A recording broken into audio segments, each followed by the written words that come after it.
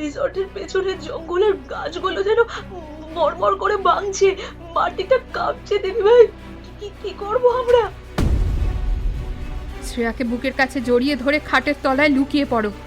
আমি আসছি, আমি আসছি। লাল আগুনটা ওই কাচের ঘরের ভিতরে কাঁদছে মা। ওরা পাথরটা নিতে যাচ্ছে।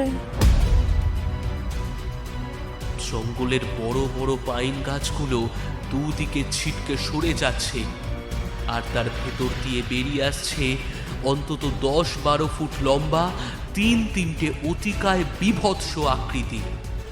তাদের ঘোলাটে হলুদ চোখগুলো সোজা গ্লাস হাউসের দিকে তাক করা। ফায়ার! Shoot them!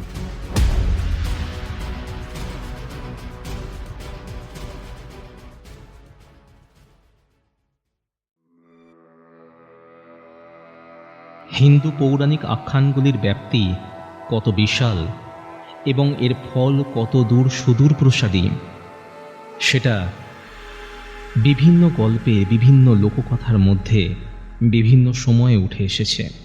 এর আগে আপনারা অনেক চ্যানেলে অনেক গল্পই হয়তো শুনেছেন হিন্দু লোককথা এবং পৌরাণিক আখ্যানকে কেন্দ্র করে। এই আখ্যানগুলির পরতে পরতে আপনারা পাবেন অজস্র রহস্য এবং অনেক অজানা গল্প, যা লোকচক্ষুর অন্তরালে বহুদিন ধরে রয়ে গেছে। ঠিক সেরকমই আমাদের আজকের নিবেদন। যদিও এই গল্পটির আগের পর্বটি আপনারা অনেকেই হয়তো শুনে ফেলেছেন, যদি না শুনে থাকেন কোনো অসুবিধে নেই, আমাদের চ্যানেলে অতি অবশ্যই গিয়ে রক্তশিলার প্রথম পর্বটি শুনে নিন। পৌরাণিক মহাকাব্যের এক বিশেষ চরিত্রকে কেন্দ্র করে আমাদের আজকের নিবেদন লেখক সায়ন মিত্রের কলমে রক্তশিলার দ্বিতীয় তথা অন্তিম পর্ব। তবে গল্পটি শুরু করার আগে আগের পর্বে কি হয়েছে একটু শুনে নেওয়া যাক। হিমাচলের মানালির ধুন্দ্রি জঙ্গলে একে একে হারিয়ে যাচ্ছে মানুষ। তদন্তে নেমে সিআইডি ইন্সপেক্টর সোহিনী গুপ্ত পায় মহাভারতের এক ভয়ঙ্করী দেবীর সাথে অদ্ভুত যোগসূত্র। দেবীর হৃৎপিণ্ড নাকি উধাও হয়ে গেছে এবং তার জন্যই জেগে উঠেছে এক আদিম ভয়ঙ্কর প্রজাতি। তাহলে শুরু করা যাক আমাদের আজকের নিবেদন লেখক সায়ন মিত্রের কলমে এক ভয়ঙ্কর মাইথোলজিক্যাল হরর থ্রিলার গল্প রক্তশিলা, দ্বিতীয় তথা অন্তিম পর্ব।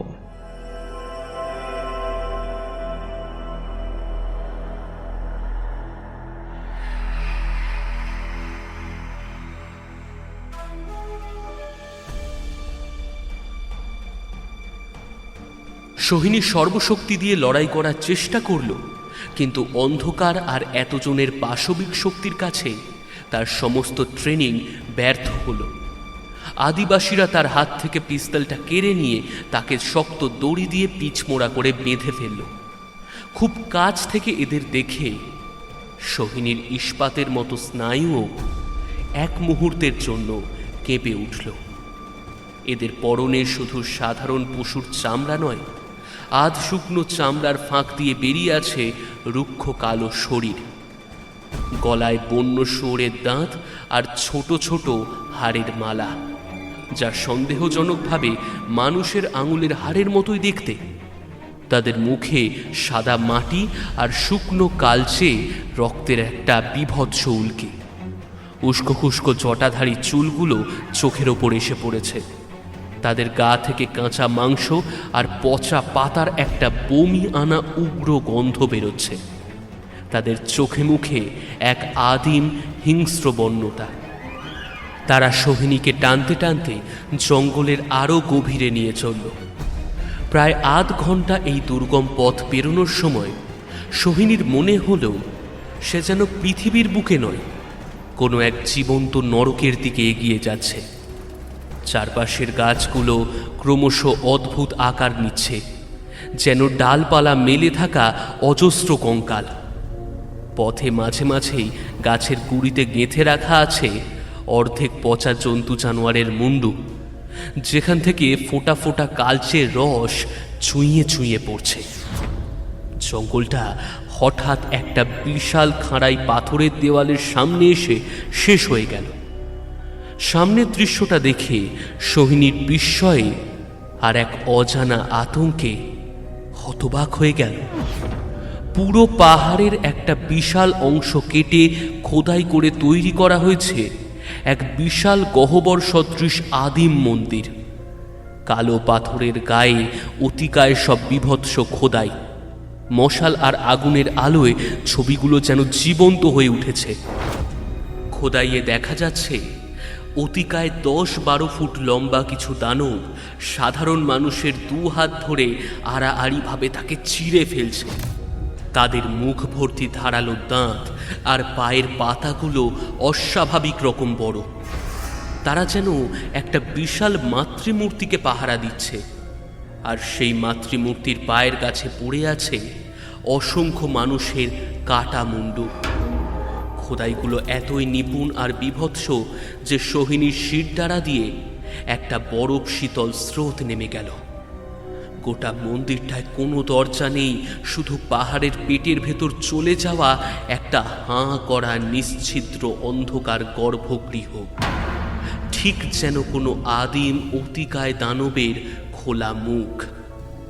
গর্ভগৃহের ঠিক সামনে চলছে এক বিশাল আগুনের কুণ্ডলী। আদিবাসীরা সোহিনীকে টানতে টানতে সেই খোলা মুখ দিয়ে গুহারূপী গর্ভগৃহের ভেতর নিয়ে চলে গেল। ভেতরটা স্যাঁতস্যাঁতে, বাতাস ভীষণ ভারী এবং দম বন্ধ করা। পাথরের এবড়ো খেবড়ো দেওয়াল বেয়ে চুইয়ে পড়ছে কালচে জল। গুহার ভেতরের হাওয়ায় একটা তীব্র তামাটে গন্ধ, ঠিক পুরনো জমাট বাঁধা রক্তের মতো। মশালার আগুনের আলো পাথরের দেওয়ালে আদিবাসীদের ছায়াগুলোকে আরো দানবীয় করে তুলেছে। গুহার বেশ কিছুটা ভেতরে যাওয়ার পর সোহিনীর চোখ আটকে গেল একটা অবাস্তব গায়ে কাঁটা দেওয়া দৃশ্যে। পাহাড়ের রুক্ষ দেওয়াল ফুঁড়ে বাইরের দিকে বেরিয়ে আছে একটা অতিকায় মাংসল অংশ। কালচে লাল রঙের সেই বিশাল পাথুরে মাংসপিণ্ডটা যেন জীবন্ত। অংশটাকে ঘিরে অজস্র বন্য জবা ফুল, গাঁদা আর সিঁদুরের পুরো প্রলেপ দিয়ে সাজানো হয়েছে। আর সেই অলৌকিক জিনিসটা একটা অদ্ভুত ছন্দে স্পন্দিত হচ্ছে। সোহিনীর যুক্তিবাদী বিজ্ঞান মনস্ক মস্তিষ্ক যেন কিছুতেই এই দৃশ্যটা মেনে নিতে পারছে না। এটা কি মাটির তলায় কোনো অজানা ফাঙ্গাস, কোনো জিওথার্মাল অসঙ্গতি যা দেখতে অবিকল মাংসপেশির মতো? পাথর কিভাবে স্পন্দিত হতে পারে? আদিবাসীরা সোহিনীকে সেই স্পন্দিত মাংসপিণ্ডটার ঠিক নিচে থাকা একটা পাথুরে বেদির সামনে ছুঁড়ে ফেলল। ভিড় ঠেলে সামনে এসে দাঁড়ালো সর্দার দাওয়া। আরে শহরের নারী! দাওয়া ভাঙা হিন্দিতে গর্জে উঠল। তার হাতটা ফুল আর সিঁদুরে সাজানো ওই স্পন্দিত অংশের দিকে তাক করা। তোমাদের শহরের লোক পাহাড় ফাটিয়েছে। দেখো দেখো আমাদের মায়ের কি অবস্থা। ওই পাহাড় ফাটানোর আওয়াজের পর থেকেই আমাদের বড় মায়ের এই স্পন্দিত হৃদয় যন্ত্রণায় ছটফট করছে। তাকে শান্ত করতে আজ আমরা তোমার রক্ত বড় মায়ের এই বেদিতে দেব। দাওয়ার কথা শুনে সোহিনী এবার বুঝতে পারল এই বন্য উপজাতিরা পাহাড় থেকে বেরিয়ে থাকা এই অজানা স্পন্দিত বৈজ্ঞানিক অসঙ্গতিটাকেই তাদের বড় মা বা রক্ষাকর্ত্রী হিসেবে পুজো করে। এরা গুহার ভেতরের আসল দানবের কথা কিছুই জানে না। দুজন আদিবাসী সোহিনীকে টেনে হিঁচড়ে বেদির ওপর শুইয়ে দিল। দাওয়া, আমাকে মারলে তোমাদের ওই বড় মাও বাঁচবে না। সোহিনী জ্বলন্ত চোখে দাওয়ার দিকে তাকিয়ে চিৎকার করে উঠল। আমি তোমাদের কোনো ক্ষতি করিনি।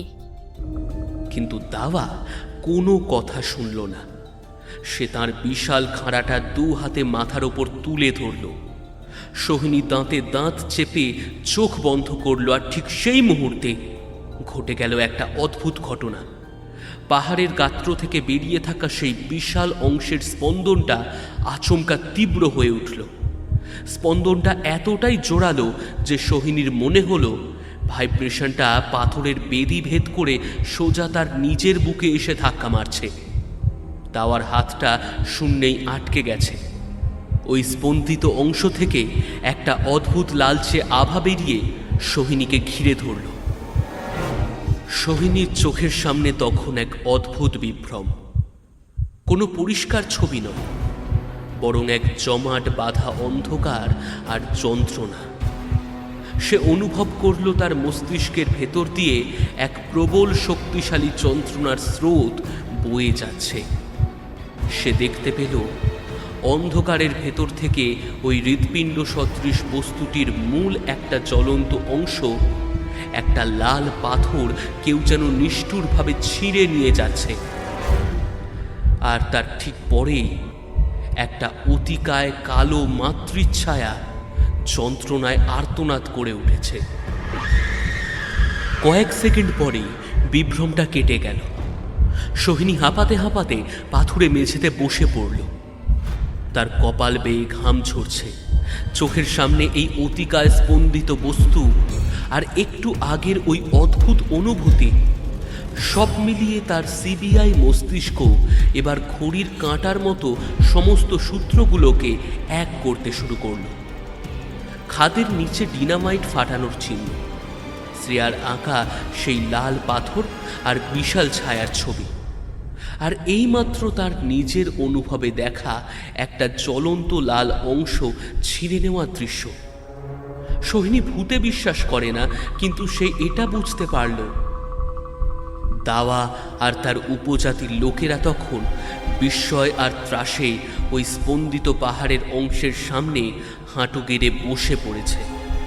তারা বুঝতে পারছে এই শহরের নারী কোনো সাধারণ মানুষ নয়। সোহিনী ধীরে ধীরে উঠে দাঁড়ালো। আগুনের আলোয় তার চোখে এখন আর কোনো সংশয় নেই। সে দাওয়ার দিকে এগিয়ে গেল। তোমাদের বড় মা শুধু পাহাড় ফাটার আওয়াজে যন্ত্রণায় ফুঁসছেন না দাওয়া। দাওয়া চমকে মাথা তুলল। কি কি বলছো কি তুমি? আমি কিছুক্ষণের জন্য হলেও ওই প্রবল যন্ত্রণাটা অনুভব করেছি। সোহিনী পকেট থেকে নিজের ফোনটা বের করে শ্রেয়ার আঁকা ছবিটা দাওয়াকে দেখালো। আমার মেয়ে কাল রাতে এই ছবিটা এঁকেছে। সে বলেছে তোমাদের মায়ের একটা লাল পাথর চুরি গেছে। খাদের নিচে শহরের লোকেরা শুধু রাস্তা বানানোর জন্য ডিনামাইট ফাটায়নি, ওরা পাহাড় ফাটিয়ে মাটির নিচ থেকে এমন কিছু একটা কুড়িয়ে পেয়েছে, লাল রঙের কোনো পাথর, যেটা আসলে এই স্পন্দিত শরীরেরই কোনো একটা অবিচ্ছেদ্য অংশ অথবা শক্তির উৎস। আর সেই চুরির কারণেই এই স্পন্দন আজ অসম্পূর্ণ হয়ে যন্ত্রণায় ছটফট করছে। দাওয়ার চোখে এবার এক অদ্ভুত আতঙ্ক আর রোষের মিশ্রণ দেখা গেল। আমি জানি শহরের কোন লোকগুলো এই কাজ করেছে। সোহিনীর গলাটা এবার বরফের মতো শোনালো। তোমাদের এই স্পন্দিত হৃদয়ের চুরি যাওয়া অংশ আমি ফিরিয়ে আনব। এটা একজন মায়ের কাছে আর এক মায়ের প্রতিজ্ঞা। মাটির ওপরের আদিবাসীরা শুধু স্পন্দন অনুভব করে, কিন্তু খাদের নিচে পাহাড়ের পেটের সেই নিশ্ছিদ্র অন্ধকারে যারা বাস করে তারা অরণ্যের সবচেয়ে প্রাচীন ও আদিম রহস্য। গুহার সেই অতল গহ্বরে সূর্যের আলো কোনোদিনও পৌঁছায়নি।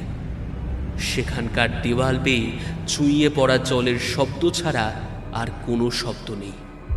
আর সেই অন্ধকারের মধ্যেই জেগে থাকে হলুদ জ্বলন্ত চোখের একদল অতিকায় প্রহরী। এরা 10 থেকে 12 ফুট লম্বা।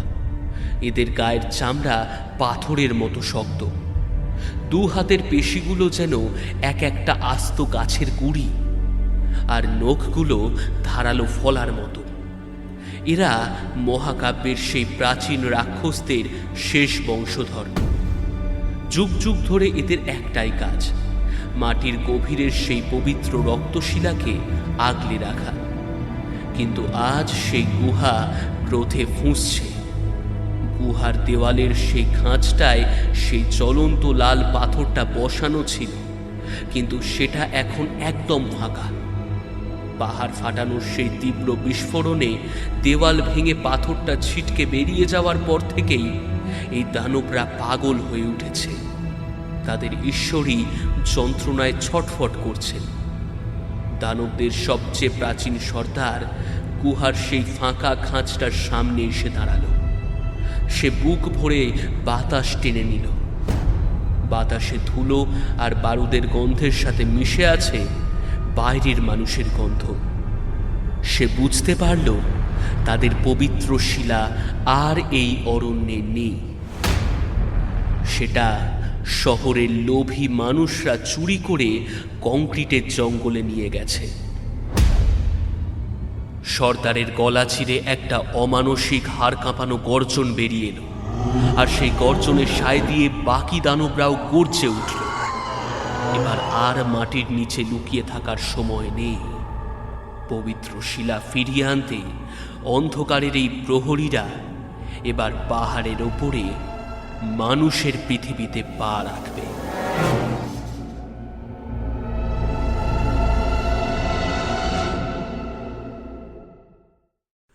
বর্তমান সময় রাত 3টে, পাইন ক্রেস্ট রিসর্ট। সোহিনীর গাড়ি যখন রিসর্টের পার্কিংয়ে এসে থামল, তখন চারপাশ নিস্তব্ধ। পাহাড়ের কনকনে হাওয়ায় পাইন গাছগুলো শিরশির করে শব্দ করছে। আদিবাসীদের ডেরা থেকে ফিরে আসার পর তার সারা গায়ে কাদা আর শুকনো পাতার দাগ।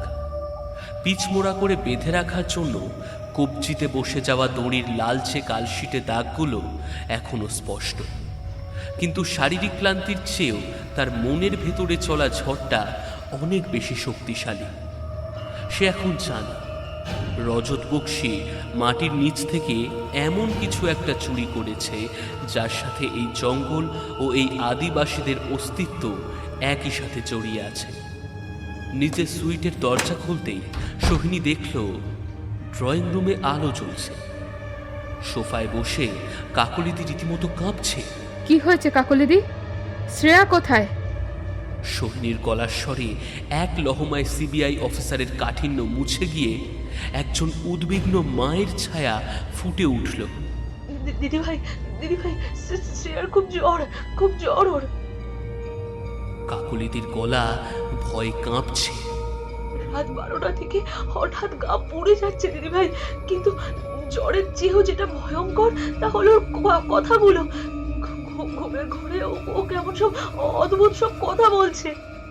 সোহিনী আর এক মুহূর্ত না দাঁড়িয়ে বেডরুমে ছুটে গেল। বিছানায় শুয়ে থাকা শ্রেয়া এপাশ ওপাশ করছে, তার ছোট্ট কপালটা জ্বরে পুড়ছে। সোহিনী মেয়ের মাথায় হাত রাখতেই শ্রেয়া চোখ বন্ধ করে বিড়বিড় করে বলে উঠল, মা, মা, ওরা গুহা থেকে বেরিয়ে পড়েছে। ওরা বড্ড রেগে আছে মা।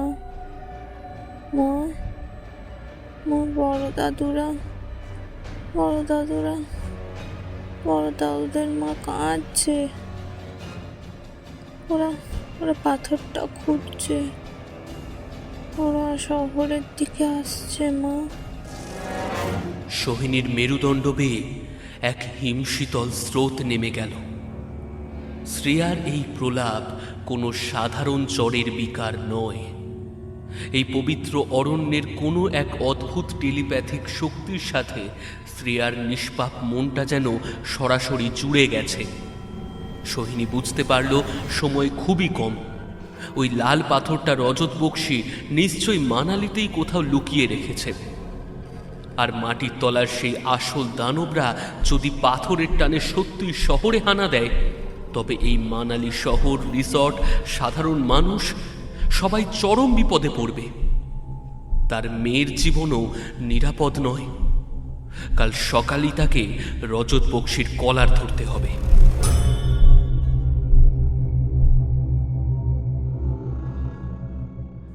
পরদিন সকাল 10টা, নর্দার্ন টিম্বার্স অ্যান্ড মাইনিংয়ের রিজিওনাল হেডকোয়ার্টার্স। রজত বক্সির বিশাল কেবিনের ভেতরের পরিবেশটা থমথমে। কাল রাতে পাঠানো 5 জন গুন্ডাই হাত পা ভাঙা অবস্থায় হাসপাতালে ভর্তি। রজত রাগে দাঁত কিরমির করছে। সামনে দাঁড়িয়ে থাকা অ্যাসিস্ট্যান্ট ম্যানেজার বিনীত ভয়ে একেবারে জবুথবু। স্যার, ওই সিবিআই অফিসার কোনো সাধারণ মেয়ে নয়। আমাদের বেস্ট লোকগুলোকেও একা হাতে শেষ করে দিয়েছে। ও যদি আজকে অফিসে পুলিশ নিয়ে চলে আসে। পুলিশ নিয়ে আসার ক্ষমতা ওর নেই। আমি উপর মহলে ফোন করে ওর ইনভেস্টিগেশনের ফাইলটা আটকে দিচ্ছি। আর ওই পাথরটা রবার্তো রাবের এক ইতালিয়ান বায়ার ওটার জন্য 10 কোটি টাকা অফার করেছে। আমি আজ রাতেই মালটা ক্লিয়ার করে দেবো। ঠিক সেই মুহূর্তে কেবিনের ভারী কাঁচের দরজাটা সজোরে খুলে গেল। দরজার মুখে দাঁড়িয়ে আছে সোহিনী গুপ্ত। আজ তার পরনে ফর্মাল হোয়াইট শার্ট আর ব্লু ট্রাউজার্স। তার দৃষ্টিটা একটা ক্ষুধার্ত বাঘিনীর চেয়েও তীক্ষ্ণ। রজতের প্রাইভেট সিকিউরিটির 2 জন গার্ড তাকে আটকাতে আসতেই সোহিনীর ডান দিকের লোকটার কবজি ধরে এমন একটা মোচড় দিল যে লোকটা যন্ত্রণায় হাঁটু গেড়ে বসে পড়ল। বাঁ দিকের লোকটা এগোতেই সোহিনী নিজের আইডেন্টিটি ব্যাজটা তার মুখের সামনে তুলে ধরল। অফিসার অন ডিউটিতে বাধা দিলে অ্যান্টি টেরোরিজম অ্যাক্টে ভেতরে ঢুকিয়ে দেব। Get out! সোহিনীর গলার স্বরটা বরফের মতোই ঠান্ডা। গার্ড 2 জন কোনো কথা না বলে সুরসুর করে বেরিয়ে পড়ল। বিনীত ভয়ে কাঁপতে কাঁপতে ঘরের এক কোণে সরে দাঁড়ালো। সোহিনী ধীর পায়ে রজতের মেহগনি টেবিলের সামনে এসে দাঁড়ালো। রজত তার দামি ইতালিয়ান স্যুটের বোতাম ঠিক করতে করতে একটা মেকি হাসি দিয়ে বলল, আরে miss Gupta, what a surprise! কাল রাতে আমার কিছু লোক আপনার সাথে একটু ভুল বোঝাবুঝি। শাট আপ রজত! সোহিনী 2 হাত টেবিলের ওপর রেখে রজতের চোখের দিকে সরাসরি তাকালো। আমি এখানে কোনো চোর পুলিশ খেলতে আসিনি। খাদের নিচে রাস্তা চওড়া করার নাম করে ডিনামাইট ফাটিয়ে তুমি গুহা থেকে কি চুরি করেছো সেটা আমি জানি। রজতের মেকি হাসিটা এক মুহূর্তের জন্য হলেও উধাও হয়ে গিয়েছিল, কিন্তু পরক্ষণেই সে সেটা সামনে নিয়ে বলল, আমি আপনার কথা কিছুই বুঝতে পারছি না। ডিনামাইট ফাটানো আমাদের লিগ্যাল প্রোটোকল। তোমার লিগ্যাল প্রোটোকলের দফা রফা করতে কিন্তু আমার জাস্ট 10 মিনিট লাগবে। সোহিনী টেবিলের ওপর থেকে রজতের চুরুটের বাক্সটা তুলে নিয়ে ছুঁড়ে ফেলে দিল। তুমি শুধু ওই জঙ্গলটার ক্ষতি করনি, তুমি এমন কিছু জাগিয়ে তুলেছো যা তোমার ওই কর্পোরেট মস্তিষ্কের কল্পনার বাইরে। ওই পাথরটা কোথায়? ওটা এক্ষুনি ওই গুহায় ফিরিয়ে না দিলে কাল রাতের ওই আদিবাসীরা নয়, মাটির তলার আসল জিনিসগুলো নিয়ে এসে তোমার মাংস ছিঁড়ে খাবে। ওরা কিন্তু বেরোনোর রাস্তা খুঁজছে। রজত বক্সি হো হো করে হেসে উঠল হঠাৎ। মাই গড, ও মাই গড! সিবিআই এর স্পেশাল অফিসার ভূতের গল্পে বিশ্বাস করছে? আপনি কি কাল রাতে জঙ্গলে গিয়ে কোনো সস্তা নেশা টেশা করে এসেছেন নাকি? রজত চেয়ার ছেড়ে উঠে দাঁড়ালো। তার চোখে এবার চরম অহংকার। শুনুন মিস গুপ্ত, আমি কোনো পাথর টাথরের কথা জানি না, আর যদি জেনেও থাকি আপনি আমার কিচ্ছু করতে পারবেন না, কারণ আপনার কাছে কোনো সার্চ ওয়ারেন্ট নেই। রজত তার ঘড়ির দিকে আর তাকাল। হ্যাঁ, আমি জানতাম আপনি আজ এখানে এসে বীরত্ব দেখাবেন, তাই আজ সকাল 8টাতেই আমি স্পেশাল কনভয় করে আমার হেড অফ সিকিউরিটি বিক্রমের জিম্মায় আমার সবচেয়ে দামি জিনিসপত্র চণ্ডীগড়ের উদ্দেশ্যে রওনা করিয়ে দিয়েছি। এতক্ষণে তারা কুল্লু পেরিয়ে গেছে। You are too late officer, too late. সোহিনীর চোখ দুটো রাগে ছোট হয়ে গেল। তার মানে পাথরটা মানালি থেকে বেরিয়ে গেছে। ঠিক সেই মুহূর্তে রজতের টেবিলের ওপর রাখা আইফোনটা বেজে উঠল। কলার আইডিতে নাম ফ্ল্যাশ করছে, বিক্রম সিকিউরিটি হেড। রজত বিজয়ীর হাসিতে মুখ ভরিয়ে ফোনটা স্পিকারে দিল। বলো বিক্রম, সব ঠিকঠাক এগোচ্ছে তো? কিন্তু ফোনের ওপার থেকে বিক্রমের কোনো স্বাভাবিক উত্তর এলো না। তার বদলে একটা বিকট অমানসিক চিৎকার, আর তার সাথে প্রবল বেগে লোহা দুমড়ে মুচড়ে যাওয়ার শব্দ।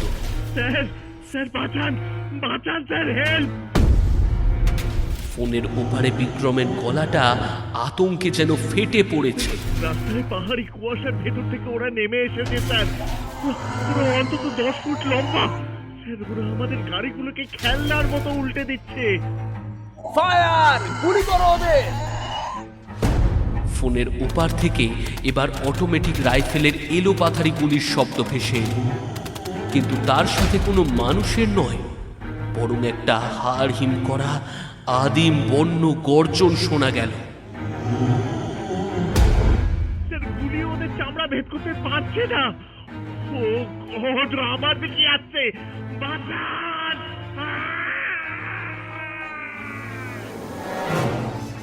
ফোনের স্পিকারে একটা বিভৎস হাড় ভাঙার শব্দ, আর তারপরেই লাইনটা ডেড হয়ে গেল। পুরো কেবিনে পিন পতন নিস্তব্ধতা। ঘরের এক কোণে দাঁড়িয়ে থাকা বিনীত ভয়ে প্রায় অজ্ঞান হয়ে যাওয়ার জোগাড়। রজত বক্সির মুখের সমস্ত রক্ত কে যেন শুষে নিয়েছে। সে থরথর করে কাঁপতে কাঁপতে তার আইফোনটার দিকে তাকিয়ে আছে। সোহিনী ধীরে সুস্থে সোজা হয়ে দাঁড়ালো। তার চোখে কোনো অবাক হওয়ার চিহ্ন নেই, শুধু একটা চরম বিপদের পূর্বাভাস প্রকাশ পাচ্ছে। আমি বলেছিলাম না রজত, তুমি ভুল মানুষের সাথে খেলতে নেমেছো। সোহিনী তার পিস্তলটা হোলস্টার থেকে বের করে চেক করতে করতে বলল, তোমার ওই পাথরটা মানালির সীমানা পেরোতে পারেনি। মিথোলজি আর রূপকথা এবার হাইওয়েতে নেমে এসেছে। সোহিনী আর এক মুহূর্তও দাঁড়ালো না, কেবিন থেকে তীরের বেগে বেরিয়ে গেল। এবার লড়াইটা আর কোনো কর্পোরেট ক্রিমিনালের সাথে নয়, লড়াইটা এক প্রাচীন ধ্বংসলীলার বিরুদ্ধে।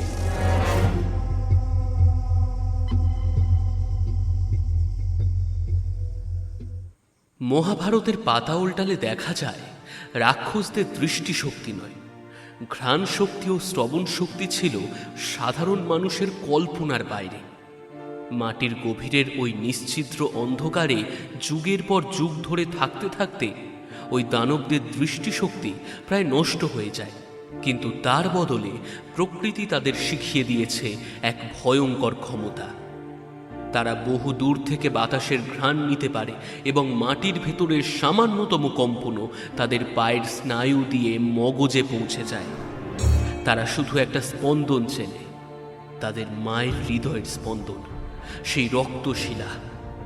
পাথরটা যেখানেই থাক না কেন, তার নিজস্ব একটা অলৌকিক চৌম্বকীয় ক্ষেত্র বা অরা আছে, যা এই দানবদের কম্পাসের মতো পথ দেখায়। তারা আধুনিক মানুষের অস্ত্র চেনে না, ভয় চেনে না, তারা শুধু চেনে তাদের লক্ষ্যের দিকে এগিয়ে যাওয়ার পথে আসা যে কোনো বাধাকে ছিঁড়ে টুকরো টুকরো করে দেওয়া।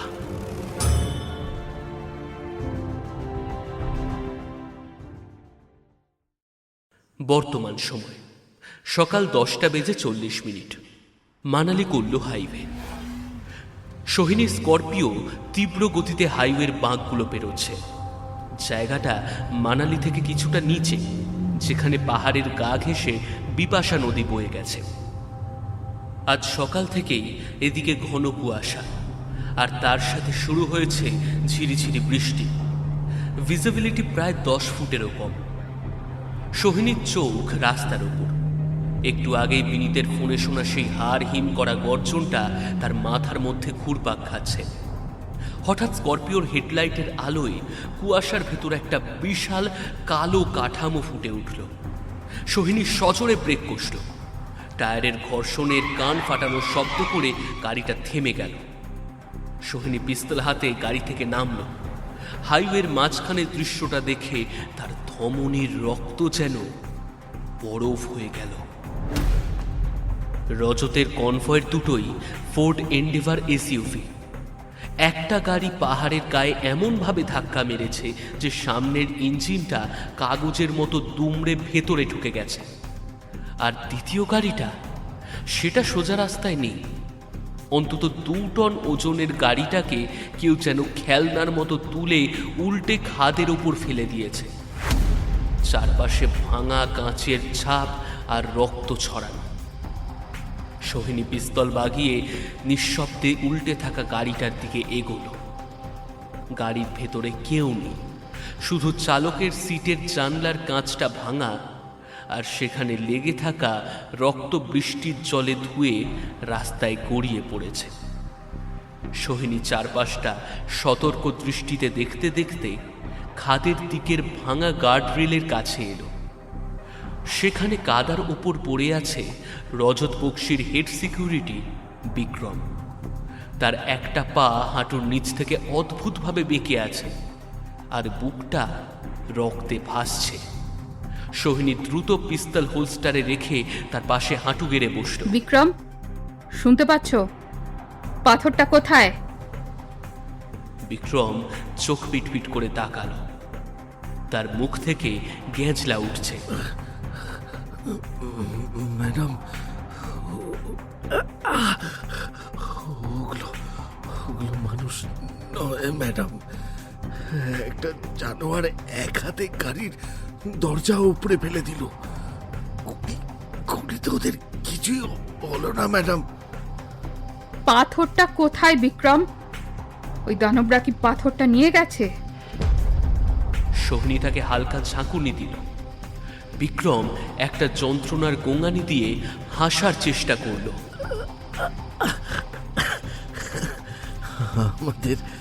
আমাদের বোকা বানিয়েছে বড়বাবু রজত বক্সি।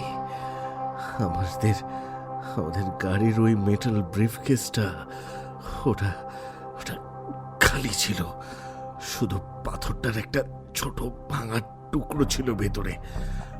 আসল পাথরটা স্যার আমাদেরকে দেয়নি, ওটা ওর কাছেই। সোহিনীর চোয়াল শক্ত হয়ে গেল।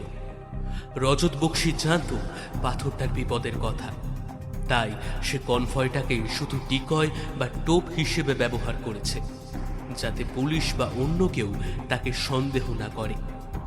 কিন্তু ওই ছোট পাথরের টুকরোর টানে মাটির তলার দানবরা এই হাইওয়েতে হানা দিয়েছে। রজত বক্সি কোথায় আছে? সোহিনী বিক্রমের কলার চেপে ধরল। ওল্ড মানালিতে স্যারের একটা প্রাইভেট গ্লাস হাউস আছে, একদম পাহাড়ে, একদম পাহাড়ের উপরেই। স্যার আজ বিকেলে চপারে করে ওটা নিয়ে পালাবে। বিক্রমের গলাটা জড়িয়ে ঠিক সেই মুহূর্তে সোহিনীর পায়ের নিচের হাইওয়ের পিচ ঢালা রাস্তাটা খুব সামান্য যেন কেঁপে উঠল। সোহিনী বিদ্যুৎ স্পৃষ্টের মতো ঘুরে তাকালো। কুয়াশার ভেতর দিয়ে হাইওয়ের বাঁক ঘুরে একটা অতিকায় ছায়া ধীর পায়ে এগিয়ে আসছে। সোহিনীর নিঃশ্বাস আটকে গেল। সে দ্রুত বিক্রমের শরীরটাকে টেনে খাদের ধারের একটা বড় পাথরের আড়ালে নিয়ে গিয়ে নিজেও গুটিসুটি মেরে বসল। কুয়াশা চিরে মূর্তিটা স্পষ্ট হল। প্রায় 10 ফুট লম্বা একটা অতিকায় বীভৎস প্রাণী। এর চামড়াটা ঠিক পুরনো গাছের ছালের মতো খসখসে এবং কালচে ছাই রঙের। দুটো হাত অস্বাভাবিক লম্বা, যা প্রায় হাঁটু পর্যন্ত ঝুলে আছে। হাতের আঙুলগুলোতে বাঁকানো ধারালো নখ। প্রাণীটার মুখে কোনো স্পষ্ট নাক নেই, আছে শুধু দুটো গর্ত, আর চোখ দুটো ঘোলাটে হলুদ। দানবটা উল্টে থাকা এসইউভিটার কাছে এসে দাঁড়ালো। সে নাক তুলে শূন্যে কুকুরের মতো কিছু একটা ঘ্রাণ নেওয়ার চেষ্টা করছে। তারপর সে এক হাতে ওই 2 টনের গাড়িটাকে অনায়াসে সোজা করে দিল। সোহিনী পাথরের আড়াল থেকে এই অবাস্তব শক্তি প্রদর্শনী দেখে রীতিমতো শিউরে উঠল। তার গ্লক 9mm এর বুলেট যে এই পাথুরের চামড়া ভেদ করতে পারবে না সেটা সে খুব ভালো করেই বুঝতে পারছে। একজন প্রফেশনাল অফিসারের সবচেয়ে বড় গুণ হলো কখন লড়তে হবে আর কখন পালাতে হবে সেটা জানা, কিন্তু পালানোর যে কোনো রাস্তা নেই।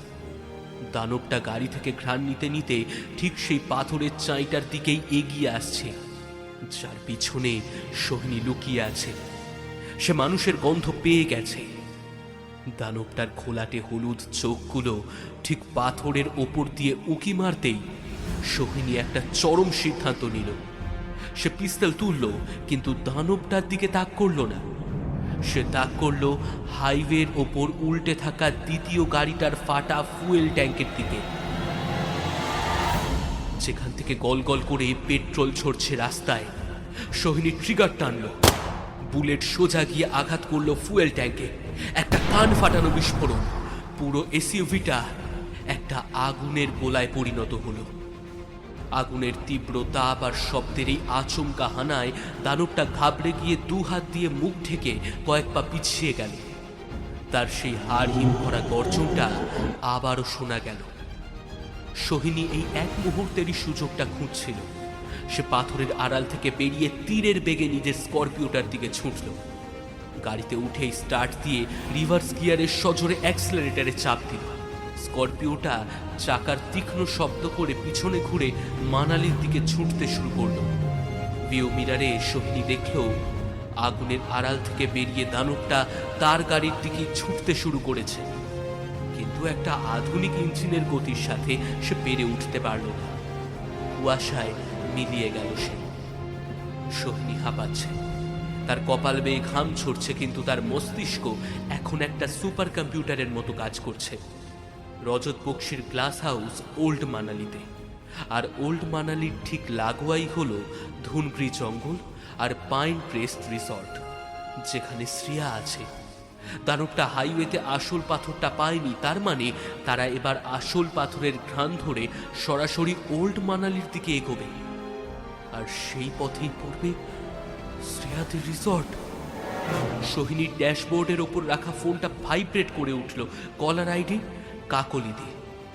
সোহিনী এক হাতে স্টিয়ারিং ধরে অন্য হাতে ফোনটা তুলে কানে দিল। কাকলিদি, তোমরা এক্ষুনি রিসর্টের ঘর বন্ধ করে দাও। কেউ বেরোবে না, কেউ একটা পা যেন না বেরোয়। দিদিভাই, ফোনের ওপারে কাকলিদি ডুকরে কেঁদে উঠল। সে আর জ্বর তো কমেইনি। ভুল সব ব্যালকনিতে এসে দাঁড়িয়ে আছে, ওকে কিছুতেই ঘরে ঢোকাতে পারছি না। ও শুধু বলছে ওরা চলে এসেছে মা। বড় দাদুরা জঙ্গল থেকে বেরিয়ে এসেছে। আর দিদিভাই, রিসর্টের পেছনের জঙ্গলের গাছগুলো যেন মরমর করে ভাঙছে, মাটিটা কাঁপছে। দিদিভাই, কি করবো আমরা? সোহিনী স্টিয়ারিংটা এত শক্ত করে চেপে ধরল যে তার আঙুলের গাঁটগুলো সাদা হয়ে যাওয়ার জোগাড়। আমি আসছি কাকলিদি। শ্রেয়াকে বুকের কাছে জড়িয়ে ধরে খাটের তলায় লুকিয়ে পড়ো। আমি আসছি। ফোনটা ড্যাশবোর্ডের উপর ছুঁড়ে ফেলে সোহিনী স্করপিওর অ্যাক্সিলারেটরটা একদম মেঝে পর্যন্ত দাবিয়ে দিল। দানব আর মায়ের এই লড়াইয়ে এবার আর কোনো কর্পোরেট আইন নেই, কোনো সিবিআই প্রোটোকল নেই। এবার শুধু টিকে থাকার লড়াই। আদিম সভ্যতার এক অদ্ভুত অহংকার আছে। মানুষ মনে করে কংক্রিট, লোহা আর বুলেট প্রুফ কাঁচ দিয়ে তারা প্রকৃতির সমস্ত আদিম শক্তিকে আটকে দিতে পারবে, কিন্তু তারা ভুলে যায় যখন পাহাড়ের গভীরে ঘুমিয়ে থাকা কোনো প্রাচীন অভিশাপ জেগে ওঠে, তখন মানুষের তৈরি এই আধুনিক দুর্গগুলো তাসের ঘরের চেয়েও ঠুনকো হয়ে যায়। অরণ্যের নিজস্ব কোনো আধুনিক অস্ত্র নেই, তার অস্ত্র হলো পাশবিক শক্তি, বন্যতা এবং জমাট বাঁধা অন্ধকার। আর সেই অন্ধকারের সামনে মানুষের সমস্ত দম্ভ একদিনে চূর্ণ হতে বাধ্য।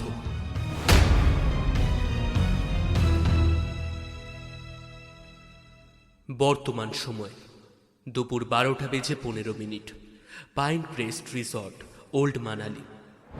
সোহিনীর স্করপিওটা যখন তীব্র বেগে রিসর্টের গেট দিয়ে ঢুকল, তখন চারপাশের পরিস্থিতি রীতিমতো ভয়াবহ।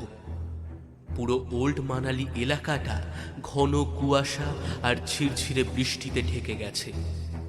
রিসর্টের জেনারেটর বন্ধ, চারিদিকে একটা দম বন্ধ করা নিস্তব্ধতা। শুধু পেছনের ধুনপ্রি জঙ্গল থেকে মাঝে মাঝে বিশাল কোনো গাছ মরমর করে ভেঙে পড়ার আওয়াজ ভেসে আসছে, যেন অতিকায় কোনো বুলডোজার জঙ্গলের বুক চিরে সোজা পাহাড়ের ওপর দিকে উঠে যাচ্ছে। গাড়ি থেকে নেমে সোহিনী পিস্তল হাতে নিজের স্যুটের দিকে এগোলো। দরজাটা ভেতর থেকে লক করা। সে দুবার সজোরে ধাক্কা দিতেই ভেতর থেকে কাকলিদির কাঁদো কাঁদো গলা ভেসে এলো। কে? কাকলিদি, কাকলিদি, আমি, দরজা খোলো। দরজা খুলতেই সোহিনী দেখল কাকলিদি থরথর করে কাঁপছে। ঘরের ভেতরটা ঘুটঘুটে অন্ধকার। শ্রেয়া কোথায়?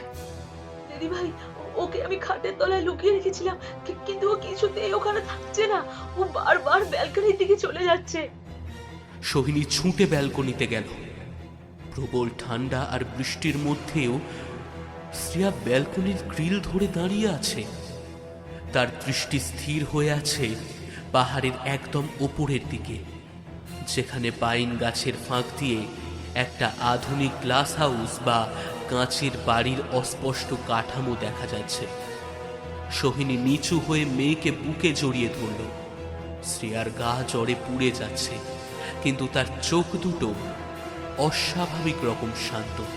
মা, শ্রেয়া ঘোরের মধ্যে ফিসফিস করে বলল, বড় দাদুরা এদিকে আসেনি? ওরা ওই উপরের দিকে যাচ্ছে। লাল আগুনটা ওই কাচের ঘরের ভিতরে কাঁদছে। মা, মা, ওরা পাথরটা নিতে যাচ্ছে। সোহিনীর সিবিআই মস্তিষ্ক এবার পুরো পরিস্থিতিটা জলের মতো পরিষ্কারভাবে বুঝতে পারল। দানবরা রিসর্টে হামলা করতে আসেনি, তারা এই জঙ্গল ভেদ করে সোজা পাহাড়ের চূড়োয় অবস্থিত বক্সির সেই প্রাইভেট ক্লাস হাউসের দিকে উঠছে। কারণ রক্তশিলা বা ওই স্পন্দিত পাথরের টুকরোটা রজত ওখানেই রেখেছে। এখানে আর এক মুহূর্তও থাকা নিরাপদ নয়। কাকলিদি, চলো। সোহিনী শ্রেয়াকে কোলে তুলে নিল। সে তাদের দুজনকেও স্করপিওর পেছনের সিটে বসিয়ে দরজাটা লক করে দিল। তারপর লোকাল থানার ইন্সপেক্টর রাওয়াতকে ফোন লাগালো। হ্যালো রাওয়াত, ওল্ড মানালির ধুনগ্রি জঙ্গলের পিছনের রাস্তাগুলো এক্ষুনি ব্যারিকেড করে সিল করুন। কাউকে পাহাড়ের ওপরে গ্লাস হাউসের দিকে যেতে দেবেন না। It's an emergency. ফোনটা কেটে সোহিনী গাড়ির ড্যাশবোর্ড থেকে তার স্পেয়ার ম্যাগাজিনটা বের করে পকেটে ভরল। তার চোখের দৃষ্টিতে এখন এক চরম মাতৃসত্তা আর দুর্ধর্ষ অফিসারের সংমিশ্রণ। শোনো কাকলিদি, তোমরা গাড়ির ভেতরে মাথা নিচু করে বসে থাকবে। আমি পাথরটা না আনা পর্যন্ত এই জঙ্গল শান্ত হবে না।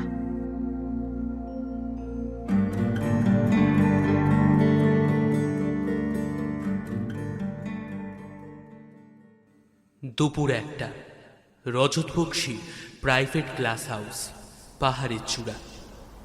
পাহাড়ের একেবারে খাদের ধারে তৈরি এই অত্যাধুনিক বাংলোটার 3টে দেওয়ালি মেটাল ফ্রেম আর পুরো বুলেট প্রুফ কাঁচ দ্বারা তৈরি। এখান থেকে পুরো মানালি ভ্যালি দেখা যায়। লিভিং রুমের মাঝখানে রাখা মেহগনি টেবিলের ওপর খোলা রয়েছে একটা অত্যাধুনিক বায়োমেট্রিক্স ব্রিফকেস।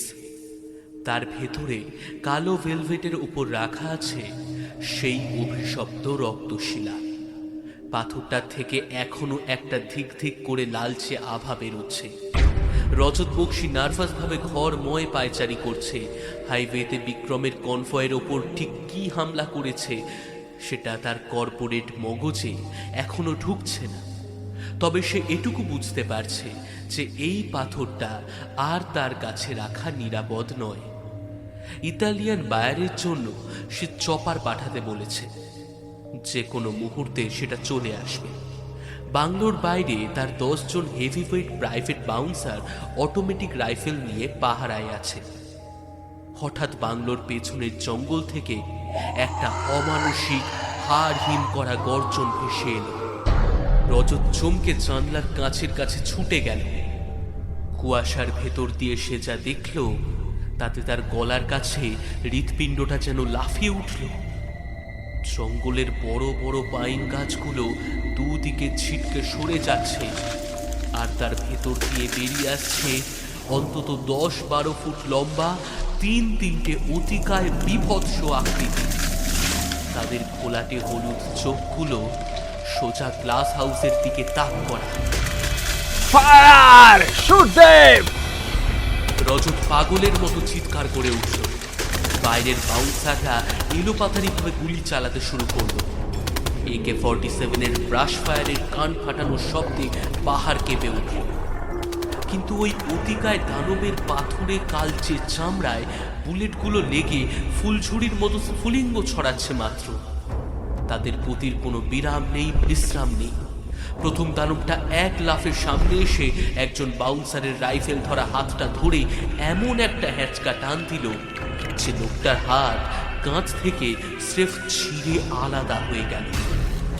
রক্তের ফোয়ারা ছিটকে পড়ল গ্লাস হাউসের কাঁচের ওপর। দ্বিতীয় দানবটা আর একজন বাউন্সারকে শূন্যে তুলে অবলীলায় আছড়ে ফেলল পাথরের ওপর। এই বিভৎস দৃশ্য দেখে রজত বক্সির স্নায়ু পুরোপুরি বিকল হয়ে গেল। সে কাঁপতে কাঁপতে ব্রিফকেসটা বন্ধ করে বাংলোর পেছনের দরজার দিকে দৌড় লাগাল। কিন্তু তার আগেই একটা বিকট শব্দে গ্লাস হাউসের পেছনের বুলেট প্রুফ কাঁচটা সজোরে কেঁপে উঠল। দানবদের সর্দার তার অতিকায় হাতের এক ঘুষিতে সেই পুরো কাঁচের ওপর মাকড়সার জালের মতো ফাটল ধরিয়ে দিয়েছে। তৃতীয় আঘাতে পুরো বুলেট প্রুফ কাঁচটা ছনছন করে ভেঙে লিভিং রুমের মেঝের ওপর ছড়িয়ে পড়ল। রজত ভয়ে মেঝেতে ছিটকে পড়ল। তার হাত থেকে ব্রিফকেসটা ফসকে বেশ কিছুটা দূরে গিয়ে পড়ল। দানবটা ভাঙা কাঁচের উপর দিয়ে ভারী পায়ে লিভিং রুমের ভেতর ঢুকল। তার ঘোলাটে হলুদ চোখ দুটো এবার রজতের ওপর স্থির। সে তার ধারালো নখযুক্ত বিশাল হাতটা রজতের দিকে বাড়ালো। রজত চোখ বন্ধ করে একটা তীক্ষ্ণ আর্তনাদ করে উঠল। আর ঠিক সেই মুহূর্তে গ্লাস হাউসের খোলা দরজা দিয়ে তীরের বেগে ভেতরে ঢুকলো একটা ছায়া। সোহিনী। সে দানবটাকে লক্ষ্য করে গুলি চালালো না, কারণ সে জানে সেটা বোকামি। তার বদলে সে মেঝেতে ডাইভ দিয়ে স্লাইড করে সোজা সেই ব্রিফকেসটার কাছে পৌঁছে গেল এবং এক হাতে সেটা ছোঁ মেরে তুলে নিল। দানবটার দৃষ্টি এবার রজতকে ছেড়ে সোহিনীর হাতে থাকা ব্রিফকেসটার দিকে ঘুরে গেল। সে বুঝতে পারছে তার মায়ের স্পন্দিত হৃদয় ওই ধাতব বাক্সের ভেতরেই অবস্থিত। সে এক ভয়ঙ্কর গর্জন করে সোহিনীর দিকে ফিরে দাঁড়াল। সোহিনী ধীরে ধীরে উঠে দাঁড়াল। তার এক হাতে গ্লক 9 mm, অন্য হাতে শক্ত করে ধরা রক্তশিলার ব্রিফকেস। তার সামনে দাঁড়িয়ে আছে 10 ফুটের এক আদিম ধ্বংসলীলা। পাথরটা আমি নিয়ে যাচ্ছি রজত। সোহিনী ব্রিফকেসটা ধরে কাঁপতে থাকা রজতের দিকে একবার তাকালো। তার গলায় কোনো ভয় নেই, আছে এক বরফ শীতল সংকল্প। আর তুমি বেঁচে থাকলে তোমার জেলের ব্যবস্থা আমি নিজে করব। সোহিনী জানে দানবটা পাথর ছাড়া এখান থেকে কিছুতেই নড়বে না। আর সে যদি পাথরটা নিয়ে এখান থেকে পালায় তবে দানবদের এই ধ্বংসলীলা পুরো মানালি শহরে ছড়িয়ে পড়বে। তাকে পাথরটা নিয়ে সোজা সেই খাদের নিচের আদিম গুহায় পৌঁছাতে হবে। কিন্তু এই দানবের হাত থেকে ব্রিফকেস নিয়ে সে পালাবে কিভাবে?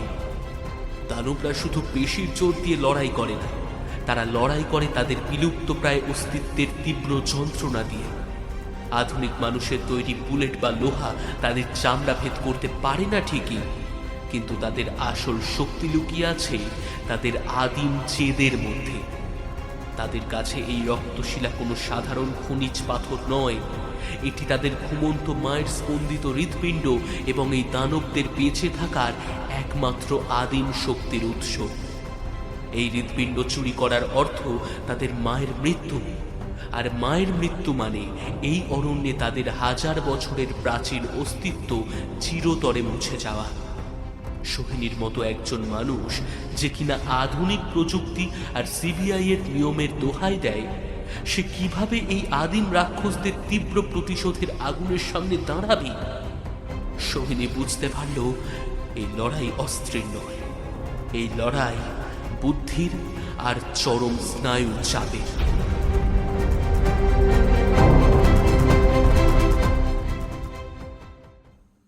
বর্তমান সময় দুপুর 1:15, গ্লাস হাউসের লিভিং রুম। সোহিনীর সামনে দাঁড়িয়ে থাকা দানবটা যেন আস্ত একটা 10 ফুটের পাহাড়। তার শরীর থেকে একটা উৎকট পচা মাংস আর পুরনো গুহার স্যাঁতস্যাঁতে গন্ধ বেরোচ্ছে, যা সোহিনীর ফুসফুসকে যেন পাথর করে দিচ্ছে। দানবটা এক বিশাল হাড় কাঁপানো গর্জন করে সোহিনীর দিকে ঝাঁপিয়ে পড়ল। সোহিনীর স্পেশাল টাস্ক ফোর্সের ট্রেনিং এই 1 সেকেন্ডের ভগ্নাংশেই কাজে লেগে গেল। সে বিদ্যুতের গতিতে বাঁ দিকে ডাইভ দিয়ে একটা ভারী মেহগনি সোফার আড়ালে সরে গেল। দানবটার বিশাল থাবাওয়ালা হাতটা মেঝের ওপর পড়তেই শক্ত কাঠের মেঝে যেন মাখনের মতো চিড়ে ফালা ফালা হয়ে গেল। সোহিনী আর এক মুহূর্ত সময় নষ্ট না করে স্লাইড করে উঠে দাঁড়ালো এবং ব্রিফকেসটা এক বগলে শক্ত করে চেপে ধরে ছুটল পাশের সার্ভেন্ট এন্ট্রির দিকে। কিন্তু দরজাটা বাইরে থেকে ইলেকট্রনিক লকে বন্ধ। পিছন থেকে দানবটার ভারী পদধ্বনি আসছে। তার প্রতিটা পদশব্দে গ্লাস হাউসের মেঝে থরথর করে কাঁপছে। সোহিনী ঘুরে দাঁড়ালো। সে জানে গ্লক 9 mm এর বুলেট এই দানবের পাথুরে চামড়ায় সুড়সুড়ি দেওয়া ছাড়া আর কিছুই করবে না। সে পিস্তল তুলল, কিন্তু দানবের দিকে নয়, তাক করল পেছনের দেওয়ালের অতিকায় বুলেট প্রুফ কাঁচের জানলার দিকে। বুলেট প্রুফ কাঁচ ভেদ করা প্রায় অসম্ভব, কিন্তু সোহিনী জানে কাঁচের টেনশন পয়েন্ট ঠিক কোথায়। সে এক নিঃশ্বাসে 4টে বুলেট ফায়ার করলো জানলার একদম কোণের দিকে। পুরো কাঁচের ওপর মাকড়সার জালের মতো ফাটল ধরে গেল। পেছনের দানবটা তখন মাত্র কয়েক হাত দূরে। তার হলুদ ঘোলাটে চোখ দুটো ক্রোধে জ্বলছে। সে তার বিশাল নখযুক্ত হাতটা সোহিনীর গলা লক্ষ্য করে বাড়িয়ে দিল। সোহিনী ব্রিফকেসটা বুকে চেপে ধরে নিচের পুরো শরীরের ওজন দিয়ে সেই ফাটল ধরা কাঁচের ওপর সজোরে ঝাঁপিয়ে পড়ল। একটা কান ফাটানো ঝনঝন শব্দে পুরো বুলেট প্রুফ কাঁচটা ভেঙে বৃষ্টির মতো ছড়িয়ে পড়ল। আর সোহিনী কাঁচের টুকরোগুলোর সাথেই সোজা বাইরে ছিটকে পড়ল। বাইরে তখন প্রবল বৃষ্টি আর কনকনে ঠান্ডা হাওয়া। সোহিনী মাটি স্পর্শ করা মাত্রই কয়েকটা ডিগবাজি খেয়ে নিজেকে সামলে নিল। কাঁচের টুকরোয় তার জ্যাকেটের হাতা ছিঁড়ে রক্ত বেরোচ্ছে, কিন্তু সেদিকে তার ভ্রুক্ষেপ নেই। সে পাহাড়ের ঢালে দাঁড়িয়ে থাকা তার স্করপিওটার দিকে দৌড়ে গেল। গ্লাস হাউস থেকে দানবটা তখন ভাঙা জানলা গলিয়ে বেরিয়ে আসছে। তার বিশাল শরীরটা জানলার ফ্রেমে আটকে গিয়ে কংক্রিটের দেওয়াল ভেঙে খসিয়ে দিল। সে ব্রিফকেসটার দিকে নয়, সে সোহিনীর দিকে এগোচ্ছে। তার হলুদ ঘোলাটে চোখগুলো সোহিনীকে চিহ্নিত করে ফেলেছে। সোহিনী স্করপিওর দরজা খুলে ড্রাইভার সিটে লাফিয়ে উঠল। সোহিনী চিৎকার করে উঠল। সে চাবি ঘোরাতেই ইঞ্জিনের পরিচিত গর্জন শোনা গেল। মা, ওটা আসছে মা। পিছনের সিট থেকে জ্বরে কাঁপতে থাকা শ্রেয়া অস্ফুট স্বরে বলে উঠল। সোহিনী রিয়ার ভিউ মিরারে তাকিয়ে দেখল দানবটা পাহাড়ের খাড়া ঢাল বেয়ে একটা অতিকায় চতুষ্পদ জন্তুর মতো দৌড়তে দৌড়তে সোজা গাড়ির দিকে ধেয়ে আসছে। সোহিনী এক্সিলারেটরের ওপর সজোরে চাপ দিল। কাদা আর ভেজা ঘাসের ওপর স্করপিওর চাকাগুলো তীব্র শব্দ করে ঘুরে গাড়িটাকে সামনের দিকে ছুড়ে দিল। শুরু হলো এক রুদ্ধশ্বাস স্নায়ুর লড়াই। হাইওয়ের মতো মসৃণ রাস্তা এখানে নেই। এখানে আছে সরু পিচ্ছিল পাথুরে পাহাড়ের ঢাল, যার এক পাশে গভীর খাদ আর অন্য পাশে ঘন জঙ্গল। বৃষ্টির ছাঁটে উইন্ডশিল্ড খোলাটে হয়ে আছে। ওয়াইপারগুলো সর্বোচ্চ স্পিডে চলছে। সোহিনী এক হাতে স্টিয়ারিং সামলাচ্ছে আর অন্য হাতে ব্রিফকেসটা সিটের উপর চেপে ধরে আছে। পেছন থেকে একটা বিকট শব্দ হলো। দানবটা পাহাড়ের ওপর লাফ দিয়ে সোজা স্করপিওর পিছনের ডিকির ওপর আছড়ে পড়েছে। গাড়িটা প্রচন্ড ওজনের ধাক্কায় পেছনের দিকে বসে গিয়ে ব্যালেন্স হারিয়ে খাদের দিকে পিছলে যেতে লাগলো। কাকলিদি আতঙ্কে চিৎকার করে উঠলেন। শ্রেয়ার চোখ দুটো এখনো ঘোরে আচ্ছন্ন। সোহিনী দাঁতে দাঁত চিপে স্টিয়ারিংটা খাদের উল্টো দিকে ঘুরিয়ে ব্রেক আর অ্যাক্সিলারেটর একসাথে পাম্প করল। গাড়িটা একটা গাছের গুঁড়িতে সজোরে গিয়ে ধাক্কা খেয়ে কোনো মতে খাদে পড়া থেকে বেঁচে গেল। দানবটা গাড়ির ছাদের উপর নিচে ধারালো নখ গেঁথে ছাদটা টিনের চালের মতো ছিঁড়ে ফেলার চেষ্টা করছে। সোহিনী বুঝতে পারল একে পিঠ থেকে না সরাতে পারলে গাড়িটা এখানেই চুরমার হয়ে যাবে। সে সামনের খাঁড়াই পাথরের একটা চাই দেখতে পেয়ে সোজা গাড়িটা সেদিকেই ছুটিয়ে দিল এবং শেষ মুহূর্তে স্টিয়ারিং বাঁ দিকে কেটে সজোরে ব্রেক কষল। গাড়ির পেছনের অংশটা চাকার ওপর ভর করে শূন্যে উঠে গিয়ে সজোরে ধাক্কা মারল সেই পাথরের চাইটায়। দানবটা এই আচমকা ঝাঁকুনিতে টাল সামলাতে না পেরে গাড়ির ছাদ থেকে ছিটকে গিয়ে পড়ল পাশের কাদার স্তূপে। সোহিনী আর এক মুহূর্ত না দাঁড়িয়ে গাড়িটা আবার ছুটিয়ে দিল। তারা এখন ওল্ড মানালির ঘন জঙ্গলের রাস্তা, কিন্তু বিপদ এখনো কাটেনি। হঠাৎ সামনের জঙ্গল ছিঁড়ে দুটো অতিকায় পাইন গাছ মরমর করে রাস্তার উপর ভেঙে পড়ল। সোহিনী সজোরে ব্রেক কষল। সামনে কুয়াশার ভেতর থেকে বেরিয়ে এলো আরো দুটো দানব। এরা সেই দলেরই বাকি দুজন যারা রাস্তা আটকে দাঁড়িয়েছে। পেছনের সর্দার দানবটা ততক্ষণে উঠে দাঁড়িয়েছে আর দৌড়ে আসছে। সোহিনীর গাড়ি 3 দিক থেকে অবরুদ্ধ। ডান দিকে গভীর জঙ্গল, বাঁ দিকে খাদ। দানবগুলো এবার পায়ে পায়ে এগিয়ে আসছে গাড়ির দিকে। তারা জানে শিকার এবার খাঁচায় বন্দি। ভাই, আমরা মরে যাব। কাকলিদি ফুপিয়ে কেঁদে উঠলেন, কিন্তু শ্রেয়া তখনও ঘোরের মধ্যে বিড়বিড় করছে। মা, ও মা, তুমি কোথায় যাচ্ছ? সোহিনী জানে এরা যদি গাড়িটাকে ধরে ফেলে তবে গাড়িটা স্রেফ একটা দেশলাই বাক্সের মতো চুরমার হয়ে যাবে। তার চোখ গেল গাড়ির ড্যাশবোর্ডে রাখা একটা ছোট্ট পোর্টেবল ক্যাম্পিং গ্যাস সিলিন্ডার আর লাইটারের দিকে। কাকলিদি, শ্রেয়াকে শক্ত করে ধরো। দানবগুলো গাড়ির একদম কাছাকাছি চলে এসেছে। সামনের দানবটা তার বিশাল হাতটা গাড়ির বনেটের ওপর রাখতেই বনেটটা কাগজের মতো দুমড়ে গেল। সোহিনী 1 সেকেন্ডও দেরি করলো না, সে গ্যাস সিলিন্ডারের নবটা পুরো খুলে দিল। তারপর লাইটারটা জেলে সিলিন্ডারের মুখে ধরতেই সেটা একটা ছোট্ট ফ্লেম থ্রোয়ারের মতো জ্বলতে শুরু করলো। সে গাড়ির জানালার কাঁচ নামিয়ে জ্বলন্ত সিলিন্ডারটা সোজা সামনের দানবটার মুখের দিকে ছুঁড়ে দিল এবং সাথে সাথে নিজের পিস্তলটা দিয়ে সিলিন্ডারটা লক্ষ্য করে গুলি চালালো। একটা কান ফাটানো প্রচন্ড বিস্ফোরণে চারপাশ কেঁপে উঠল। কমলা আগুনের একটা বিশাল গোলা তৈরি হলো ঠিক দানবগুলোর মুখের সামনে। এই রাক্ষসরা অন্ধকার আর স্যাঁতস্যাঁতে গুহায় অভ্যস্ত। আগুনের তাপ আর আচমকা আলোর ঝলকানিতে তারা অন্ধের মতো আর্তনাদ করে পেছনের দিকে ছিটকে পড়ল। আগুনের লেলিহান শিখায় তাদের খসখসে চামড়ায় ফোসকা পড়ে গেছে। সোহিনী এই এক মুহূর্তের সুযোগটাই খুঁজছিল। সে গিয়ার বদলে গাড়িটা ডান দিকের জঙ্গলের ঝোপঝাড় আর এবড়ো খেবড়ো মাটির ওপর দিয়ে কাটিয়ে নামিয়ে আনলো মেন হাইওয়েতে। গাড়ি তীব্র বেগে কুল্লু হাইওয়ের দিকে ছুটতে শুরু করেছে। সোহিনী হাঁপাচ্ছে, তার কপাল বেয়ে ঘাম আর বৃষ্টির জল একসাথে ঝরছে। সে রিয়ার ভিউ মিরারে তাকাল। আগুনের আড়াল থেকে বেরিয়ে দানবগুলো আবার হাইওয়ের দিকে দৌড়াতে শুরু করেছে। তারা কিছুতেই পিছু ছাড়বে না। সোহিনী পাশে রাখা ব্রিফকেসটার দিকে তাকাল। পাথরটা বক্সের ভেতর থেকেও যেন অদ্ভুতভাবে কাঁপছে। সোহিনীর তীক্ষ্ণ মস্তিষ্ক এবার পুরো ছকটা বুঝে গেল। এই পাথরটার নিজস্ব একটা শক্তিশালী চৌম্বকীয় ক্ষেত্র বা অরা আছে।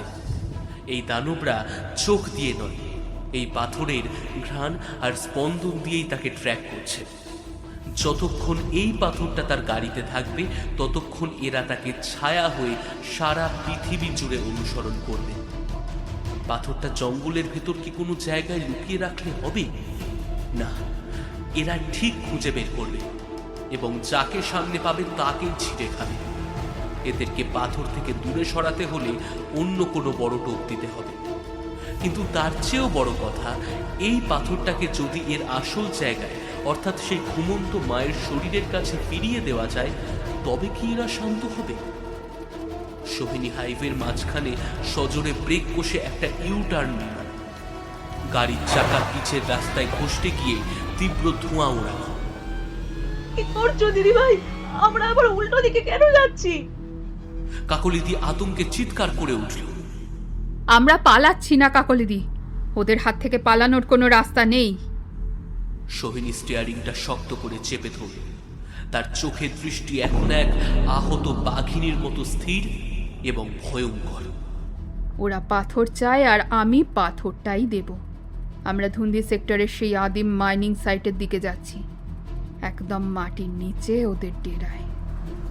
গাড়িটা তীব্র গর্জনে কুয়াশা ছিঁড়ে সেই অভিশপ্ত অরণ্যের দিকে ছুটে চলল। পিছনে মৃত্যু আর সামনে এক ঘুমন্ত আদিম সত্তা। বিজ্ঞানের বই বলে পৃথিবীর গভীরে আছে শুধু টেকটনিক প্লেট আর লাভা, কিন্তু যে অরণ্য হাজার হাজার বছর ধরে সভ্যতার ছোঁয়া থেকে দূরে, তার মাটির নিচে কি লুকিয়ে আছে তার উত্তর কোনো বিজ্ঞানীর ল্যাবরেটরিতে নেই।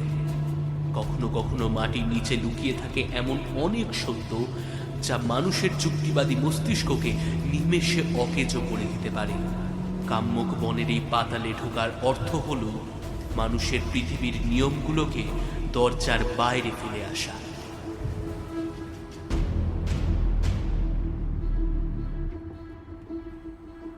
বর্তমান সময় দুপুর 2:15। ধুন্দি সেক্টর, পরিত্যক্ত মাইনিং সাইট। সোহিনীর স্করপিও কাদামাখা পাহাড়ি রাস্তায় চাকার তীব্র ঘর্ষণ তুলে এসে থামল ধুন্দি সেক্টরের সেই পরিত্যক্ত মাইনিং সাইটের কাছে। ক্যাম্পের 4-5টা লন্ডভন্ড, জেনারেটর, তাঁবু, লোহার যন্ত্রপাতি সব যেন খেলনার মতো এদিকে ওদিকে ছড়িয়ে ছিটিয়ে পড়ে আছে। মাটির নিচে চলা সেই অতিকায় দানবদের পায়ের দাপটে গোটা জঙ্গল এখনো থরথর করে কাঁপছে। সোহিনী 1 সেকেন্ডও সময় নষ্ট করল না। সে স্করপিওটা সোজা নামিয়ে দিল সেই খাড়াই খাদের দিকে, যেখানকার মাটি ধসে গত সপ্তাহের সুড়ঙ্গের মুখটা বেরিয়ে পড়েছিল। কাকলিদি, গাড়ির সব দরজা ভেতর থেকে ম্যানুয়ালি লক করে দাও। আমি না ফেরা পর্যন্ত কিছুতেই দরজা খুলবে না, বাইরে যাই হোক না কেন। সোহিনী কড়া গলায় নির্দেশ দিল। কাকলিদি, মাথা নিচু করো, মাথা নিচু করো, ফাস্ট। পেছনের সিট থেকে জ্বরে কাঁপতে কাঁপতে শ্রেয়ার টুকরে কেঁদে উঠল। সোহিনী ঘুরে মেয়ের কপালে একটা চুমু খেল। কিচ্ছু হবে না মামুনি, আমি শুধু বড় দাদুদের মায়ের জিনিসটা ফিরিয়ে দিয়েই আসছি। এক হাতে গ্লক 9 নেমেন আর অন্য হাতে রক্তশিলার মেটাল ব্রিফকেসটা নিয়ে সোহিনী গাড়ি থেকে লাফিয়ে নামল। পেছনে তখন জঙ্গল ভেঙে বেরিয়ে এসেছে হাইওয়ে থেকে তাড়া করে আসা সেই 3 অতিকায় দানব। তাদের হাড় হিম করা গর্জন বৃষ্টির শব্দকেও ছাপিয়ে যাচ্ছে। সোহিনীকে দেখতে পেয়ে তারা খাদের দিকে ধেয়ে এল। সোহিনী আর পেছনের দিকে না তাকিয়ে সোজা দৌড় লাগালো সেই অন্ধকার সুড়ঙ্গের ভেতরে। সুড়ঙ্গের ভেতরটা স্যাঁতস্যাঁতে এবং দম বন্ধ করা। ডিনামাইট ফাটার পুরনো বারুদের গন্ধ এখনো হাওয়ায় মিশে আছে। সোহিনী পকেট থেকে হাই পাওয়ার টর্চটা বের করে চালিয়ে নিল এবং সুড়ঙ্গের আরো গভীরে নামতে শুরু করল। কিন্তু যতই সে নিচে নামছে, চারপাশের পরিবেশ কেমন যেন অদ্ভুতভাবে বদলে যাচ্ছে। মানুষের তৈরি খনি বা প্রাকৃতিক গুহার মতো এবড়ো খেবড়ো পাথরের বদলে দেওয়ালগুলো কেমন যেন মসৃণ, কালচে লাল হতে শুরু করেছে। দেওয়াল বেয়ে চুইয়ে পড়া জলটা সাধারণ জল নয়, বরং একটা আঠালো উষ্ণ তরল। সুড়ঙ্গের পথটা এতই খাড়াই আর পিচ্ছিল যে সোহিনী কয়েকবার আছড়ে পড়ল। কাঁচের টুকরোয় কাটা হাত পা ছড়ে গিয়ে রক্ত বেরোচ্ছে, কিন্তু সে থামল না। পেছন থেকে ভারী পায়ের আওয়াজ আসছে। দানবগুলো সুড়ঙ্গে ঢুকেছে, কিন্তু আশ্চর্যের বিষয় হলো তারা এখানে এসে উন্মত্তের মতো আর দৌড়াচ্ছে না। তাদের পদক্ষেপে একটা অদ্ভুত মন্থরতা আর থমথমে আক্রোশ। এই পবিত্র গর্ভগৃহে ঢুকে তারা যেন নিজেদের মায়ের প্রতি এক অলিখিত শ্রদ্ধায় শান্ত হয়ে গেছে। প্রায় 15 মিনিট পর এই পিচ্ছিল খাড়াই পথ বেয়ে নিচে নামার পর হঠাৎ সুড়ঙ্গটা একটা বিশাল পাতাল সমান গহ্বরে এসে শেষ হল। গুহাটা এতটাই বিশাল যে তার নিজস্ব একটা আবহাওয়া এবং মেঘের মতো জমাট বাঁধা কুয়াশা আছে। এখানকার বাতাস অদ্ভুত রকম উষ্ণ। সোহিনী টর্চের আলোটা সামনের দিকে ফেলতে তার চোখের দৃষ্টি স্থির হয়ে গেল। তার হাত থেকে গ্লক পিস্তলটা খসে পড়ল পাথুরে মেঝেতে। তার যুক্তিবাদী বিজ্ঞান মনস্ক মস্তিষ্ক যেন এক মুহূর্তে অবশ হয়ে গেল। সামনে কোনো সাধারণ পাহাড়ের দেওয়াল নেই। গুহার ঠিক মাঝখানে পাহাড়ের পাথরের সাথে মিশে আছে এক অতিকায় আদিম নারী মূর্তি। অন্তত 100 ফুট উঁচু সেই বিশাল মুখমণ্ডল। তার চোখ দুটো বোঝা, তার সারা শরীর পাহাড়ের কালো পাথরের সাথে এমনভাবে মিশে আছে যেন তিনি ঘুমিয়ে পড়তে পড়তে নিজেই এই সুবিশাল পাহাড় হয়ে গেছেন। মুখমণ্ডলের প্রতিটা খাঁজ, বোঝা চোখের পল্লব আর ঠোঁটের রেখা সবকিছুই পাথরের, কিন্তু তাতে এক অদ্ভুত জীবন্ত ভাব রয়েছে। এই সেই কাম্যক বন, আর এই সেই ঘুমন্ত অতিকায় দেবী স্বয়ং হিড়িম্বা। সোহিনীর সারা শরীরে কাঁটা দিয়ে উঠল। সে টর্চের আলোটা এদিকে ওদিকে ঘোরাতেই দেখল এই গুহার চারপাশের দেওয়ালে অসংখ্য বড় বড় ফাটল আর অন্ধকার গহ্বর, আর সেই অন্ধকার গহ্বরগুলো থেকে উঁকি মারছে শত শত হলুদ জ্বলন্ত চোখ। ওই দানবরা কোনো সাধারণ রূপকথার রাক্ষস নয়। তারা এই ঘুমন্ত মায়েরই 1000 বছরের পুরনো সন্তান, যারা যুগের পর যুগ ধরে এই ফাটলগুলোতে বাসা বেঁধে নিজেদের মাকে পাহারা দিচ্ছে। সোহিনীর চোখ এবার মূর্তির নিচের দিকে নামল। অতিকায় ওই প্রস্তরীভূত মূর্তির গলা এবং বুক থেকে অসংখ্য বিশাল বিশাল শিরা উপশিরা, যাদের এক একটা সাধারণ সুড়ঙ্গের মতনই চওড়া, পাহাড়ের গাত্র বেয়ে ওপরের দিকে চারিদিকে ছড়িয়ে পড়েছে। এই শিরাগুলো পাথরের মতো শক্ত হলেও তার ভেতর দিয়ে একটা ধীর স্পন্দন লক্ষ্য করা যাচ্ছে। সোহিনীর তীক্ষ্ণ মস্তিষ্ক এবার পুরো ধাঁধাটা মেলাতে পারল। পাহাড়ের ওপারে আদিবাসীরা চূড়ার মন্দিরে যে অতিকায় স্পন্দিত মাংসপিণ্ড পুজো করে, সেটা আসলে এই ঘুমন্ত দেবীরই হৃৎপিণ্ড, যা যুগের পর যুগ ধরে স্পন্দিত হতে হতে পাহাড় ফুঁড়ে ওপরে উঠে গেছে। আর এই অতিকায় শিরা উপশিরাগুলো নিচ থেকে সেই হৃৎপিণ্ডের শক্তি যোগায়। কিন্তু আজ সেই স্পন্দন উন্মত্ত। সোহিনী দেখল মূর্তির বুকের কাছ থেকে বেরিয়ে আসা সবচেয়ে বড় এবং প্রধান শিরাটা, যেটা সোজা ওপরের দিকে হৃৎপিণ্ডে উঠে গেছে। সেটা রজত বক্সির ডায়নামাইটের আঘাতে মাঝখান থেকে ছিন্ন ভিন্ন হয়ে গেছে। ডায়নামাইটের ব্লাস্ট হৃৎপিণ্ডে নয়, আঘাত করেছিল এই মূল শিরায়। সেই ছিন্ন ভিন্ন অতিকায় শিরার গর্ত থেকে গল গল করে কালচে লাল রক্ত ঝরছে। আর এই শিরার ভেতর থেকে রজত বক্সি সেই জমাট বাঁধা জ্বলন্ত রক্তের টুকরো রক্তশিলা উপড়ে নিয়েছিল। সোহিনীর দু চোখ জলে ভরে উঠল। সে কোনোদিনও পৌরাণিক গল্পে বিশ্বাস করেনি, কিন্তু আজ চোখের সামনে একজন অতিকায় মায়ের শরীরকে মানুষের লোভে এভাবে ক্ষতবিক্ষত হতে দেখে তার নিজের ভেতরের মাতৃসত্তা ডুকরে কেঁদে উঠল। সে ধীরে ধীরে ব্রিফকেসটা মাটির উপর নামিয়ে রাখল, তারপর ঢাকনাটা খুলল। কালো ভেলভেটের ওপর রাখা সেই কালচে লাল পাথরটা থেকে ধিক ধিক করে তরল আগুন বেরোচ্ছে। সোহিনী 2 হাতে জ্বলন্ত রক্তশিলাটাকে তুলে ধরল। পাথরটা অদ্ভুত রকম গরম, যেন একটা জ্যান্ত নারীর মতো। সে ধীর পায়ে এগোতে শুরু করলো সেই বিশাল ছিন্ন ভিন্ন শিরার গর্তটার দিকে। মেঝেতে নামতে শুরু করেছে ততক্ষণে সেই 3 দানব। চারিদিকে ফাটলগুলো থেকে অতিকায় দানবরা বেরিয়ে এসে মেঝের ওপর নামছে। তাদের হলুদ চোখগুলো সোহিনীর ওপর স্থির, কিন্তু কেউ তাকে আক্রমণ করল না। তাদের আদিম মস্তিষ্ক বুঝতে পেরেছে এই ক্ষুদ্র মানুষটা পাথর চুরি করতে আসেনি, সে তাদের মায়ের ক্ষতস্থান নিরাময় করতে এগিয়ে যাচ্ছে। সোহিনী সেই বিশাল শিরার গর্তটার সামনে এসে দাঁড়াল। রক্ত আর কাদায় তার পুরো শরীর মাখামাখি। তার চোখের সামনে পাহাড় সমান এক ঘুমন্ত দেবী, আর চারপাশে হাজার হাজার রাক্ষস। সে দুহাত প্রসারিত করে চরম সতর্কতায় এবং গভীর শ্রদ্ধায় জ্বলন্ত রক্তশিলাটাকে সেই গর্তের ভেতর স্থাপন করে সজোরে চেপে দিল। পাথরটা শিরার ভেতর সেট হতে এক অভাবনীয় ঐশ্বরিক ঘটনা ঘটল। পাথরের ভেতরে তরল আগুনের আভাটা চোখের নিমেষে সেই ছিন্ন ভিন্ন শিরা দুটোকে একটা চুম্বকের মতো জোড়া লাগিয়ে দিল। শুধু তাই নয়, একটা অদ্ভুত লালচে আলোর স্পন্দন সেই শিরা বেয়ে সোজা উপরের দিকে ছুটতে শুরু করলো, পাহাড়ের উপরে থাকা সেই মূল হৃৎপিণ্ডের দিকে।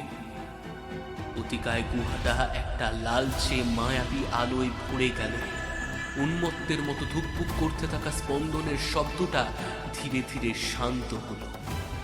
ডিনামাইট যে অংশটাকে ফাটিয়ে উন্মুক্ত করে দিয়েছিল, সেটা প্রকৃতির নিজস্ব জাদুতে সম্পূর্ণ জোড়া লেগে শক্ত পাথরে পরিণত হলো। রক্তক্ষরণ চিরতরে বন্ধ হল। সোহিনী মাথা তুলে দেবী হিড়িম্বার সেই অতিকায় প্রস্তরীভূত মুখের দিকে তাকাল।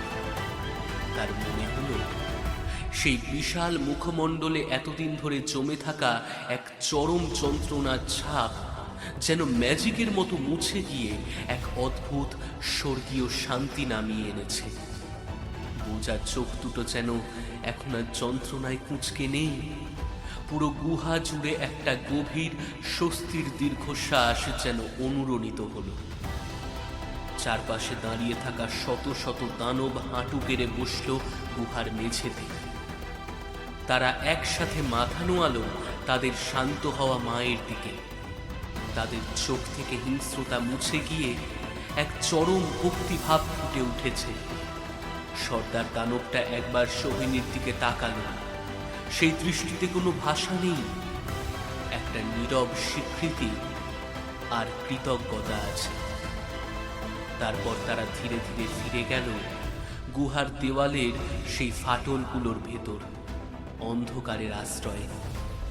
সোহিনী মেঝে থেকে নিজের পিস্তল আর খালি ব্রিফকেসটা তুলে নিয়ে সুড়ঙ্গ ধরে ওপরের দিকে হাঁটতে শুরু করল। এই সত্যিটা বাইরের পৃথিবীর কেউ কোনো দিনই বিশ্বাস করবে না, আর সে কাউকে জানতেও দেবে না।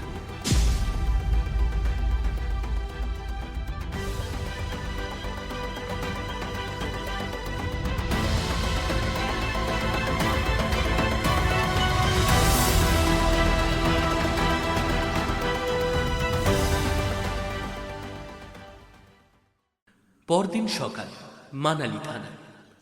সোহিনী থানার বারান্দায় দাঁড়িয়ে কফিতে চুমুক দিচ্ছে। তার সারা গায়ে কাল রাতের ক্লান্তি, কিন্তু মনে এক অদ্ভুত প্রশান্তি। ইন্সপেক্টর রাওয়াত একটা ফাইল হাতে নিয়ে এগিয়ে এলেন। ম্যাডাম, আমরা ওল্ড মানালির ওই ভাঙাচোরা গ্লাস হাউস থেকে কাল বিকেলে রজত বক্সিকে অ্যারেস্ট করেছি। ও ল্যাপটপ থেকে ইললিগাল মাইনিং, ব্ল্যাক মার্কেটের ডিলিং আর ডিনামাইট ব্লাস্টের সব প্রমাণ আমরা পেয়ে গেছি। হাইওয়েতে কনভয়ের গার্ডদের মৃত্যুর দায়ও সরাসরি ওর উপরই পড়বে। সোহিনী কফির মগটা নামিয়ে রাখল। তা আমাদের এই দাম্ভিক কর্পোরেট বাবু এখন কোথায়? লকআপে নিশ্চয়ই খুব চেল্লাচ্ছে নিজের হাই প্রোফাইল উকিলের জন্য। না ম্যাডাম, সে আর উকিল ডাকার মতো অবস্থায় নেই। আপনি নিজে গিয়ে একবার দেখে আসুন। সোহিনী রাওয়াতের পিছু পিছু লকআপের দিকে গেল। গড়াদের ওপারে মেঝেতে হাঁটু মুড়ে গুটিসুটি মেরে বসে আছে রজত বক্সি। তার সেই দামি ইতালিয়ান স্যুটটা রক্ত আর কাদায় মাখামাখি। সিল্কের টাইটা ফালাফালা হয়ে ছিঁড়ে ঝুলছে। সে দুহাত দিয়ে নিজের কান সজোরে চেপে ধরে আছে আর থরথর করে কাঁপছে। তার চোখের দৃষ্টি পুরোপুরি শূন্য এবং উন্মাদ। সোহিনী গড়াদের সামনে দাঁড়াতেই রজত ভয়ে কুঁকড়ে একদম দেওয়ালের সাথে সেটে গেল। সে পাগলের মতো বিড়বিড় করতে শুরু করলো। ওরা আসছে, হলুদ চোখ, নখ দিয়ে কাঁচ ভেঙে দিল। বাঁচাও, আমাকে বেরো না বড় মা, বড় মা। রাওয়াত দীর্ঘশ্বাস ফেললেন। ওরা আসছে। ডাক্তার বলেছে সিভিয়ার নার্ভাস ব্রেকডাউন। কাল চোখের সামনে ওরকম দানবীয় হামলা দেখে লোকটার মানসিক ভারসাম্য পুরোপুরি নষ্ট হয়ে গেছে। ওর বাকি জীবনটা এখন জেলের পাগলাগারোতেই কাটবে। সোহিনীর ঠোঁটের কোণায় একটা শীতল হাসি ফুটে উঠল। যে লোকটা প্রকৃতি, আদিবাসী এবং রূপকথাকে তাচ্ছিল্য করেছিল, টাকার গরমে নিজেকে ঈশ্বর ভেবে বসেছিল, সেই প্রকৃতির আদিম আতঙ্কই আজ তার সব অহংকার ধুলোয় মিশিয়ে তাকে চিরস্থায়ী নরকে পাঠিয়েছে।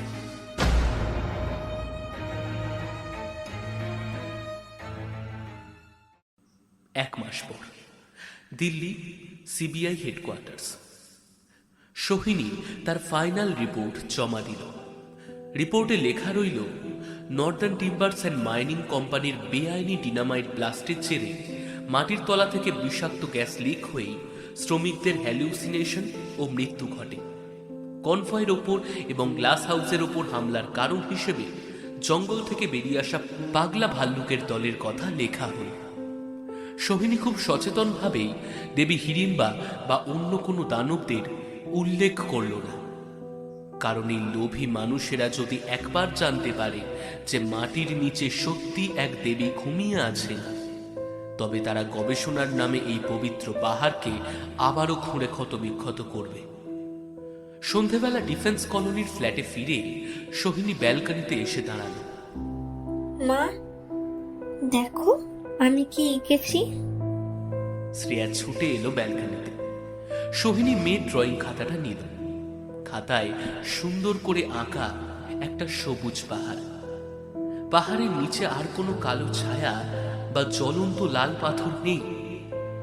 জানো মা, শ্রেয়া নিজের মনেই বলে উঠল, বড় দাদুরা আর কাঁদছে না। বড় দাদুদের মা এখন শান্তিতে ঘুমিয়ে পড়েছে। সোহিনী নিজের মেয়ের মাথায় হাত বুলিয়ে দিল।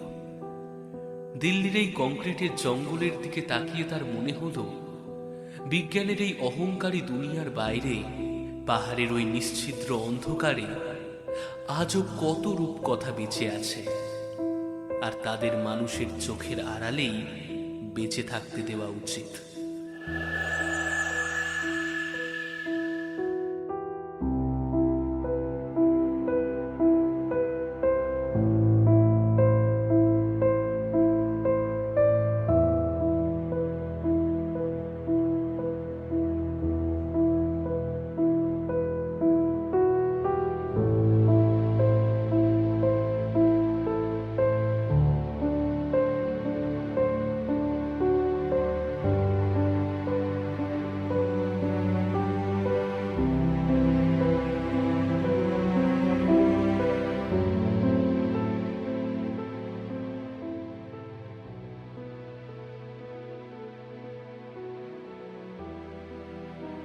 কেমন লাগলো আমাদের আজকের গল্প নিচে কমেন্ট করে জানাতে কিন্তু একদম ভুলবেন না।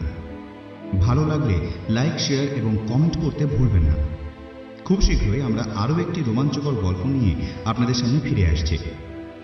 ততক্ষণ ভালো থাকুন, সুস্থ থাকুন আর শুনতে থাকুন গল্পগুজব, যেখানে গল্প হবে অল্প নয়। ধন্যবাদ।